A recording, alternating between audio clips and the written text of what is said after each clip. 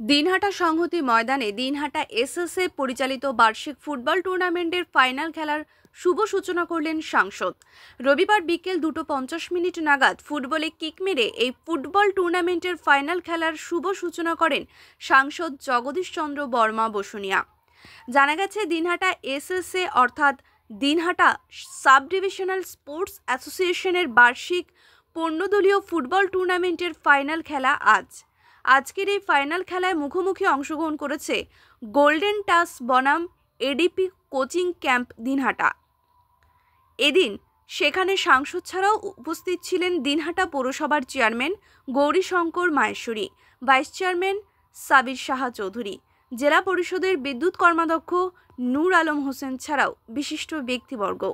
চৌধুরী, জেলা পরিষদের কর্মাধ্যক্ষ নূর আলম হোসেন সহ এবং আমাদের যিনি এই মহকুমা ক্রীড়া সংস্থার অন্যতম পৃষ্ঠপোষক কর্ণধার আমাদের মাস্টারমশাই পণ্ডিত মাস্টারমশাই বিমল পণ্ডিত, অনন্ত পণ্ডিত মাস্টারমশাই এবং অন্যান্য যারা সবাই যারা আছেন, প্রত্যেকের নাম বলে সময় নষ্ট করবো না, কারণ আমিও একটা মিটিংয়ে তাড়াতাড়ি যাবো। সেই মিটিংটাও আমার 2:30টায় শুরু হবে। তো যাই হোক, আমাদের এই মহকুমা ক্রীড়া সংস্থার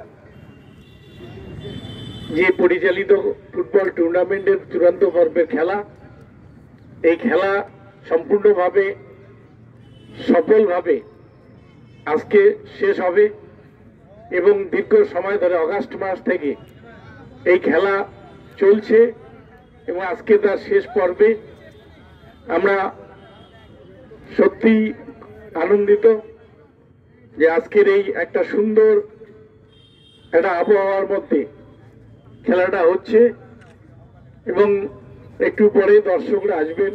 ফুটবল মানেই দর্শকদের একটা আলাদা আকর্ষণ থাকে এবং আমরা দেখি যেখানেই খেলা হোক না কেন, ঠিক ফুটবল প্রেমীরা ঠিক সময় মতো এসে ভিড় করেন।